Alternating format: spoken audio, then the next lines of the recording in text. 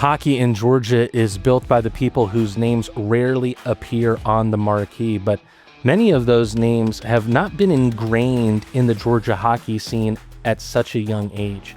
For someone who has, what would they have to say about where hockey has been in Georgia, where it is, and where it's going? We talk about that and more on this episode of Peach State Puck.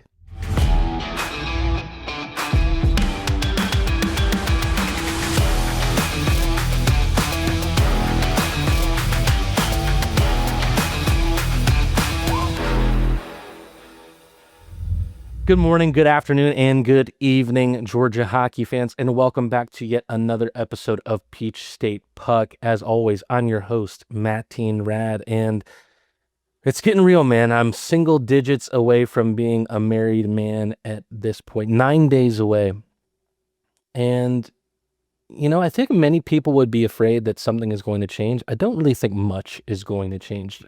Very little of my life is going to be different.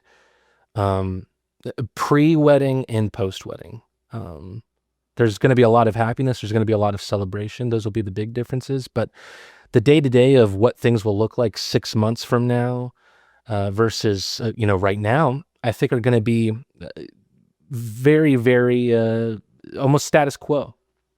Now, when you start building the rest of your own family, now that's where the real differences come in. But that's a story for a much later date. For me, being a 30-year-old, nearly married man now, I've started to get more and more into golf. And I think it's helping me do a multitude of things. It's given me a hobby. It's given me something else to talk about with my friends who also play the game. And I also think it just makes sense. If you're going to be 30 years old and married, you should start playing golf. I feel like I'm already suited out for it right here. We'll talk more and more about the sports that we've played as both children and adults here in a second. But first, let's cover some of the news that's happening across the Georgia hockeyscape. First, let's talk about Athens. Athens has announced its first player signing, and it is a familiar face, Jesse Lowell. Jesse from the block, J-Lo. He goes by many names. What a great kid, and what a great exciting face to kind of start the signings for the SPHL season for the Athens Rock Lobsters coming up. Someone that you saw more and more as the season went on, just got better and better. And I think on top of that, he was someone that I thought during times of the season was like, this guy is captain material. He's someone who could be the captain either of this organization or of another organization down the line. But he has that kind of mentality, and he's also just a great family guy and great person in general. Right before sitting down to record this, they have also announced their first signing that is not a familiar face, not a returner, and that was Trey Fetchko, big body forward who I feel represents more of the kind of profile that you're going to see Athens sign coming up this season. I think the non-returners will have this kind of profile. 22-year-old guy. There's not many players for the Rock Lobsters in the history of the team that would be much younger than that. I think that's much more representative of the kind of players that you're getting in the SPHL player pool. We'll see if that trend continues. I don't know many of the new faces that are coming in, but I am aware of some of the familiar faces that fans will get excited about. There will be more of those on the way, so keep your eyes peeled on the Athens Rock Lobsters social for more of those moves. Meanwhile, the Macon Mayhem are making a couple of moves of their own. They've brought in Hayden Hutton as assistant coach, someone who knows the SPHL very well, someone who knows his new head coach, Dave Schnitzer, well, an assistant coach formerly with the Evansville Thunderbolts, I believe he was with the Fayetteville Marksmen. He was an assistant coach with them. He was a former captain for the Evansville Thunderbolts. He also played under Dave Schnitzer when he was playing for the Quad City Storm. They've also signed Mason Hohen. He was a collegiate signing for the Binghamton Black Bears last season. Only 1 point, but only 6 games. He had a very successful collegiate career at SUNY Potsdam. A little bit of news that we're late on. This is about a week old at this point at the time of recording. The Columbus River Dragons teased a blockbuster trade in which they received the rights to both Malik Johnson and Rasmus Asp in exchange for Yaro Yevdokimov, Skate Scalvi, Colin Ratt, and Brandon Walker. I think in terms of the talent exchanged, yeah, it definitely necessitates that term, right? A blockbuster trade. However, I don't really know how many of these players are going to play for their new respective teams. The rumor around Malik Johnson for a while was that he was going to retire. Does that change often for players, in their early 30s like Malik? Of course it does. So we'll see if Malik will continue his career either in Columbus or otherwise. Will Yevdokimov and Brendan Walker be playing in the Fed next year? We'll see. Worst comes to worst, someone who I do think will be around, but also time will tell. Rasmus Asp is a great acquisition on the blue line for the River Dragons organization. Swedish, big, tall guy on the line, and someone who I think was a big fan favorite in Monroe for the past couple of seasons. One of the few guys who was there kind of from the very beginning until the end of last year. So that gets us now into what we're going to talk about for this episode, and we'll get into our guest here in just a second. But our guest, while he has seen so many different levels of hockey here in Georgia, what kind of interested me the most about him and his profile was his knowledge of the youth pipeline and the youth pathway in Georgia, because I think that very few people who are working in hockey now have that kind of experience to talk about it, unless they have their own hand in it. They're coaching at that level or otherwise. Thinking back to my own experience of sports as a child, hockey didn't really ever seem like an option. I remember playing soccer, which I think in Georgia is a lot of kids' first foray into sports. God, I wish they picked another jersey from me. Our team had yellow jerseys, and at the time, this was pre-braces Matteen. I had 2 huge buck teeth, and with a yellow jersey, I looked like SpongeBob. It was not a pretty sight. I've got that picture somewhere. I gotta see if I can find it. Playing basketball, I was one of the tallest kids that was there playing rec league basketball. With that being said, did not translate at all. I was horrible.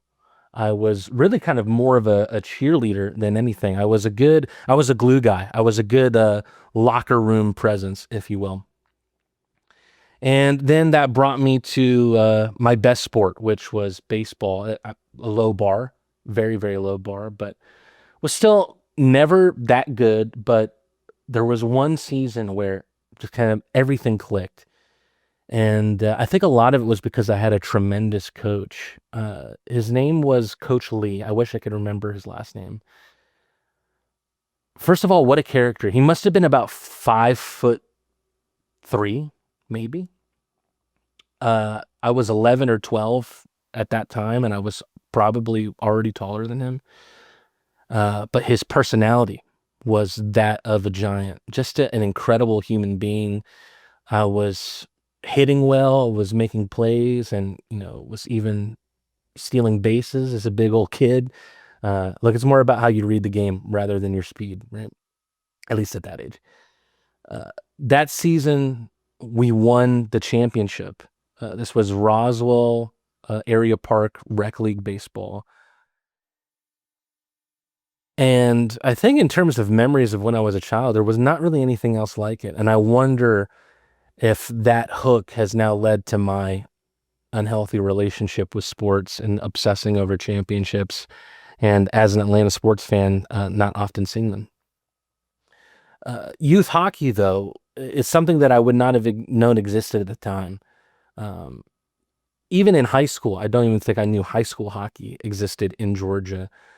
And while there are so many things to talk about with today's guest, that was something I really wanted to ask him about to truly understand the hockey culture of this state and getting involved in it at such a young age. So let's go ahead and get to that interview where we talk to someone who has been a Zamboni driver and an ice specialist for nearly 10 years at this point with both the Atlanta Gladiators and the Athens Rock Lobsters. Let's get to our interview with Kyle Schnitzer. My guest today is a Georgia hockey lifer in the truest sense of the word who has played the game at the youth, high school, and adult league levels in the Peach State. He then moved from playing on the ice to making the ice happen. He's one of the only non-hockey players cheered on the ice at Aikens Ford Arena in his work as ice manager for the Athens Rock Lobsters. Welcome to the show, Kyle Schnitzer. Kyle, thanks for joining me, my man. Thanks for having me. Happy to be here. Kyle, as you know, we've had some Georgia hockey insiders on the show already, but you're the first that knows what the hockeyscape looks like from the youth levels. What were your first steps in hockey like, your introduction to the sport, and how did that path present itself to you? Yeah, so growing up, as a child, the Thrashers had just gotten to Atlanta, so my parents took me to as many as they could. And then eventually I transitioned to going to Gladiator games because they were a lot cheaper and a lot closer. When I was about 12 or 13, I really wanted to learn how to play hockey because I hadn't before. So I learned how to skate and got introduced to youth hockey at the ice form. And I just started playing from there, and I've been really playing ever since. But it was really the Thrashers that kind of got me into it. You've kind of had a front row seat to that pipeline. Do you feel like there's been growth in the youth pathway for Georgia hockey? What do you think also could potentially make it better as where it currently stands? I think there has been a lot of growth in youth hockey in Georgia. There's also been a lot of setbacks, like the closing of the cooler a couple years ago, and losing 2 sheets of ice in the Atlanta metro area has really hurt. But Aikens Ford Arena has really stepped in and kind of added another sheet, and just the youth program at Aikens Ford has grown almost double since the Lobsters have gotten there. So it's just children seeing hockey in person really starts to spur youth growth in the community. When most Georgians think of high school sports, they think of football, they think of baseball, they don't think of hockey. I think even earnestly, I didn't when I was in high school, or even until doing my research for this episode. Playing for the Collins Hill Grayson program in the mid 2010s, what were the quirks of Georgia high school hockey at that time? Well, we were Collins Hill Grayson, but we had 5 players on the team that went to either of those schools. So there was a lot of recruiting from coaches from players that didn't have schools with teams. And I mean, there's no practice, so you just show up on game days and you just go. But it's just finding a team. It's seen more as goon hockey than, well, like a travel team would be. But it's fun, and it's a great way to um, just be connected to the school in that way. So there was no practice. How did you try and get the game more under your fingernails to get prepared for the games at that point? So we were all double registered in some way. So a lot of the players would be registered on the high school team and then a travel team, or they'd be registered on the high school team and then a house league team. And that's what I did. Was I was on the house league team. So we would pay extra and practice through the house league. And the coaches kind of knew that, and they'd divide up the teams based on who was on what high school team. So there was that rivalry, the high school rivalry, even outside of the high school games. So many people maybe fall in love with a sport in high school or even earlier than that, and then they have to let it go when they go to college. It's not something that often follows them post high school. At what point did you know that hockey was something that was ingrained in you and that you would ultimately have a career in the sport? I've known from a very young age that hockey was ingrained in me. There's a picture of me that my mom likes to post when I'm 2 years old, I'm on the Zamboni at one of the Thrasher games. So, I mean, it's just been a lifelong passion of mine. Um, After high school, I thought I'd be done playing hockey and just kind of transition into college and everything. And I went to the ice forum one day, and one of my buddies is like, "Hey, do you have a men's league team?" And I said, "No." "Well, you're on my team now." So, and I just haven't really quit playing since then. I think that's exactly what I wanted to get into. You segue into my next question. Well, I love hearing about the pro hockey stories, and you obviously have some of those too, but I can count on one hand, maybe, people like you who can speak about all of the amateur and youth levels in this state.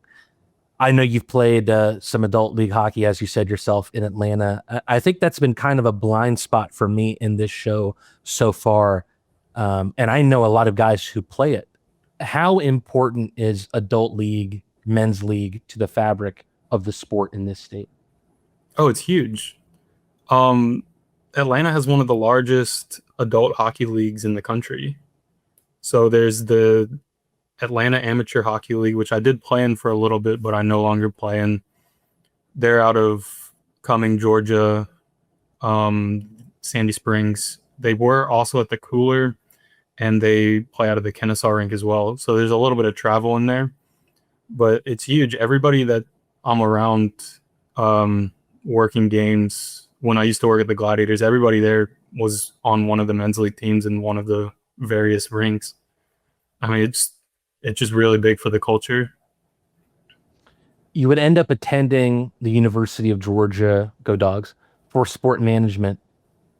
Was your original plan for your degree to be doing what you're doing now? No, actually. So I graduated in 2022, and I had planned to quit driving the Zamboni and transition more into a front office role because I was very passionate about that at the time. And I still have an interest in it. But my old boss took me aside right after I'd graduated and said, "Hey, I would like for you to stick around at least until December and help me run the rink. My wife is pregnant with our next child." So he needed me to run the rink in December, and that was Gas South. Um, so I ended up running 9 games straight for the Gladiators in December of 22. And ever since then, that's just what I've been passionate about. I really came to appreciate it and love it in a way that I hadn't previously. And that's how I ended up sticking here. Before that, though, you would get your experience in ice maintenance at the Atlanta Ice Forum, where you got your own start in the sport as a youth. You'd start doing the same at the Classic Center. And that's what I wanted to ask about. Such a unique venue for that role was the Classic Center. How did that opportunity come about, and what were your memories of it? Um, so it was actually right in the middle of COVID. I had started at the University of Georgia. I transferred in as a junior in 2020, and Gas South was shut down because there's just no events during the pandemic. So naturally, I just reached out to the closest ice facility and put me in touch with Danny Bryant, who ran everything at the time. And I wasn't even driving the Zamboni at the time. I was running the skate counter. So I ran the skate counter for several months before they reached out and said they needed a driver. And I offered since I had a little bit of experience before that. And yeah, I only lasted there one season because it was just a seasonal rink at the time. And by the time next season opened up, Gas South was back to doing events. What kind of light can you shine on the mastery, the technique, the art of driving the Zamboni? What kind of curtain can you pull back for us? I mean, it's anybody can drive a Zamboni. It just takes finesse to drive a Zamboni well. It's knowing the appropriate amount of water to put down for each cut, how much you want to shave off for each cut. Not a lot of people know that the Zamboni actually has a blade on the back that scrapes up a little bit, and the the part in the front that most people see, you would think the engine's there, but the top part is all storage for snow. So you have to, it's just a balance on how much water you're putting down versus how much snow you're picking up. And it just takes time to kind of master that. You'd spend 8 years as an ice technician at Gas South Arena. I'm sure landing that job must have felt really cool at the time. I think those who know hockey have known the Gladiators have kind of been one of the big pillars of hockey in the metro area for decades now at this point. It was a bigger role for you. Do you feel like you had to have a better grasp of maybe the bigger picture than you did from the Classic Center days? No, I had actually started at Gas South. So they trained me to drive as soon as I turned 18. I was on the machine, and then I had transitioned to the Classic Center. So I had always seen kind of the big picture first. It was actually kind of different switching over to a more public rink facility Mm. where there's scheduled cuts and you have to do maintenance multiple times a day. I hadn't been used to that coming from an arena and switching over to a public facility. Yeah, I think that makes a lot of sense. I think I just read your resume wrong. Must have been what I did. Um, During that time at Gas South, there was also a season spent by you as assistant equipment manager for the Gladiators. Was that a case of right place, right time? Was that something you were looking to do? Yeah, I've always been curious. I've wanted to try every single job around hockey, and I knew Patrick Houlihan or Hoops. He had been there forever. So I just reached out to him. I asked him if he ever needed any help, and he said, yeah, to come on in. So I ended up helping for a season just as an assistant equipment manager. I would drive the Zamboni for their practices in the morning, and then around 4 o'clock, I'd change clothes and go work in the locker room for the games. It was really fun.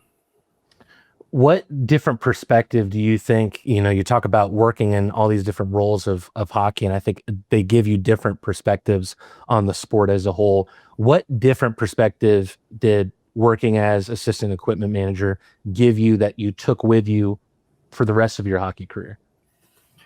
I think working that close to the players and the coaches, you can really see the bond between the players and the respect that the players have for the coach and everything, and just the way everything is kind of communicated, and just the work that goes into the different roles. The equipment managers are there until 2 o'clock, 3 o'clock in the morning after some games. Or, I mean, some days you're traveling from one city to another for a game the next day. You don't get in until 5 o'clock in the morning, and then you have to do laundry. It's just all the work that goes into making a game happen. It's very cool to see it from all these different perspectives. For your most recent role as ice manager at Aikens Ford Arena, for people who only see the puck drop, what does a normal hockey game day actually look like for an ice manager or an arena ops lead? So before I had staff to help me, I would get to a game day probably about 8 o'clock in the morning. I'd do a cut around the ice, kind of clean up everything, make sure everything was ready for morning skate. And then lobsters would skate about 10, do a cut after that. Visitors would skate around 11:15, 11:30, do a cut after that. So I'm working for the first 4.5 hours, get done around noon, 12:30ish, and then get there again around 3. And then I have probably about 3 cuts to do before each game. And then there's drilling holes for pegs, just getting the Zamboni and everything ready for game day, making sure all my staff is there, setting up our little area, all the tools, shovels we need. Um, yeah, that's everything to get ready for game prep. What about post game breakdown? How much, or if the arena is trying to transition from ice to a concert or something like that, how much of a role do you play in that? It takes me about an hour after a game to get the ice ready to put the floor down. Um, I'll do a heavy flood right after the game, put a bunch of water down, kind of clear out put as much water into the scrapes as possible, get it as flat as possible. And then I take the edger, which is basically a tiny lawnmower, and it gets the very edge of the rink to just get it flat and flush with the rest of the ice so the floor will fit down neatly. And that that takes about 15 minutes to do a full lap around and then scrape down all the edges and just make sure, because you want that 90-degree angle between the ice and the boards. And then after that, I do a cut with just cold water, and that makes the ice stickier. So anybody who's walking on the ice is a little bit safer, so they're not slipping and sliding all around. All in all, that takes about an hour to do. And then depending on the conversion, I'll stick around and help as much as needed. I think so many people don't realize what all goes into, making the game happen on any level, whether it be hockey or, taking care of the pitch in soccer, taking care of the diamond in baseball. You could go on and on. Uh, Maybe it was a new environment, a different kind of environment for you at Aikens Ford Arena. I was curious, maybe the differences going from Gas South to the Classic Center to Aikens Ford, where you have this now state of the art arena, but also there wasn't a status quo for hockey or for ice there. You were kind of in charge of making that be the case. What were the differences and difficulties in what was in a way building something from the ground up? Yeah, I took a lot of what I learned at Gas South over when I came over in November of 24. But it was just building staffing plans and everything. Ice maintenance pretty much stays the same no matter what rink you're at. Each rink will have its own quirks, but the general gist is the same. I was very fortunate coming over to Aikens Ford that they had spent the money and got a Zamboni with all the bells and whistles on it as the antenna, which automatically raises and lowers the blade based on how high the ice is. So I thought that was really cool. It was a learning curve because I'd never worked with something like that before. But it really helped in ice maintenance. But then it's just, like I said, it's just building staffing plans and hiring all new staff who had never necessarily been around ice and hockey before, and just teaching them what needed to be done for each game. I remember our very first game on December 6th of 2024. I had brought my staff in at 2:00 to train them and teach them how I needed everything to run for the game. And then at 2:30, it was announced that we were not going to have a game that day. So I still went through and taught them everything, but I had a little more time, and wasn't really in as much of a rush to teach them everything as I would have been that day. I was also quite worried about my preparation for that game, and I know a lot of people were ready for hockey. We were ready for hockey as well. There was many things about that day that could have gone better and should have gone better. But with that being said, it was also somewhat of a relief for me to have a few extra weeks in that regard.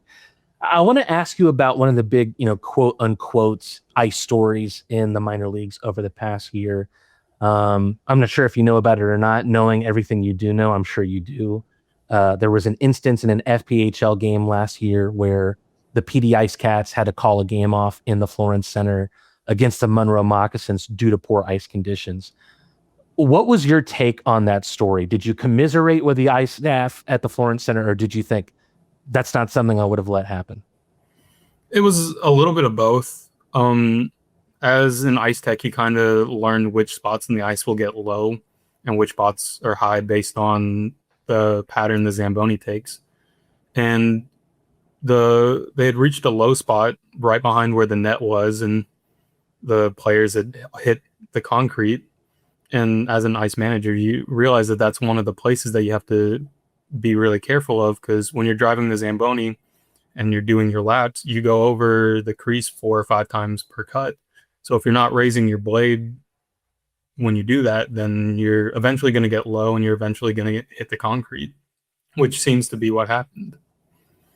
So I saw pretty much right away what the issue was, and it takes a little while to build the ice back up after that, because you're only able to build it up in certain areas, get it back to level. But yeah.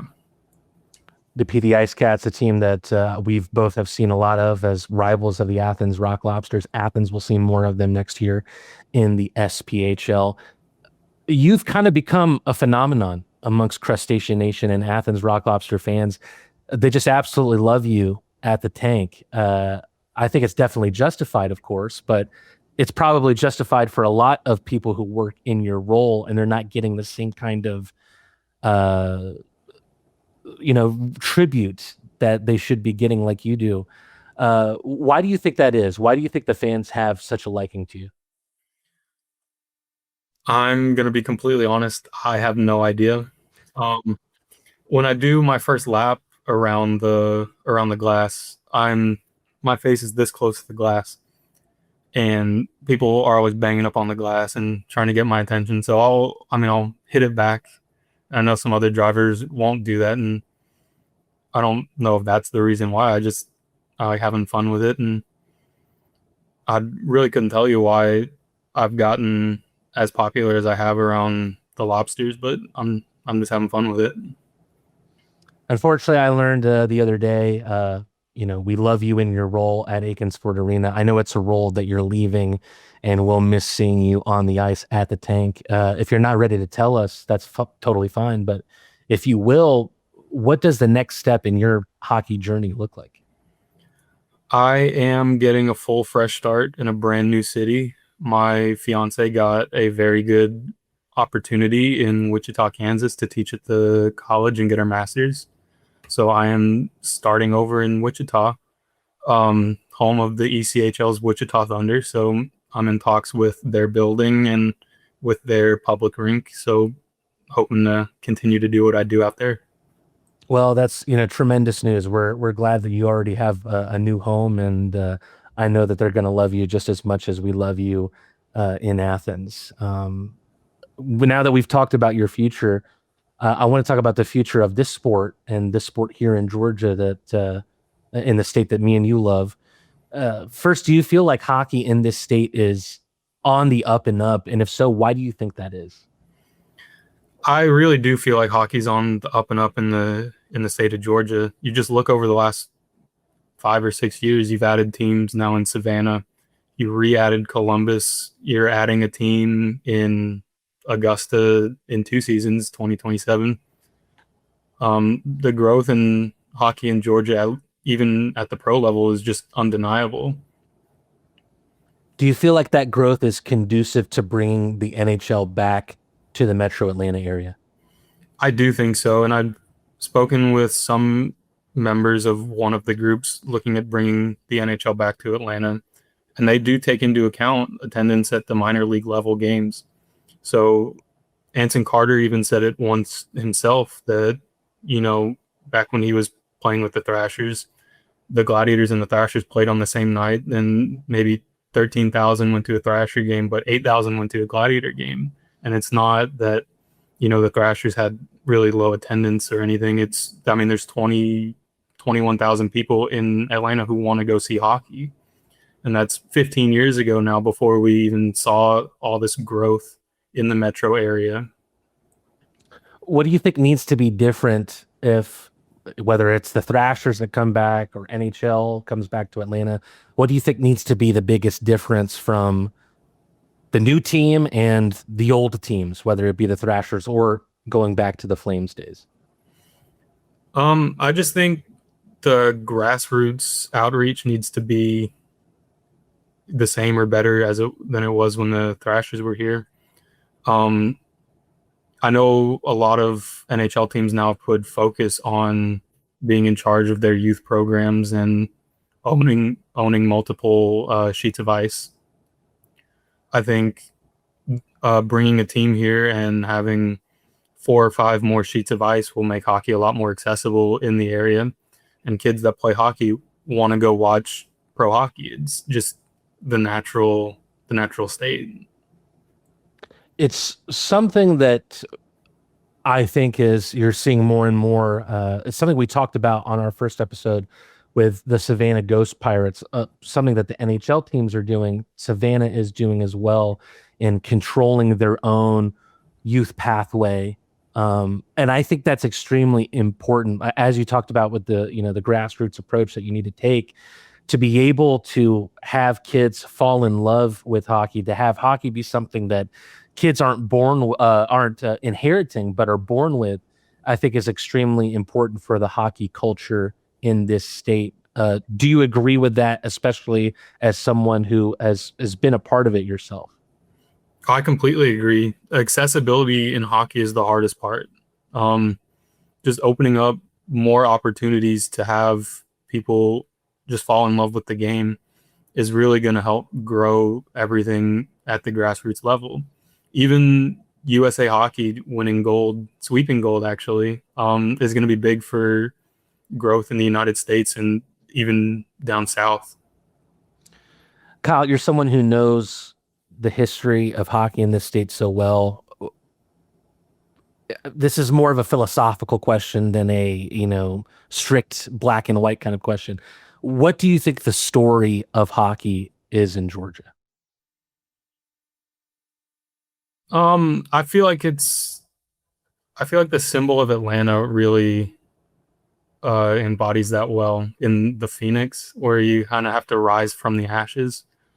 I mean, you had the Flames and a team in Macon down in the 70s, and they just weren't able to hockey. The South wasn't ready for hockey yet.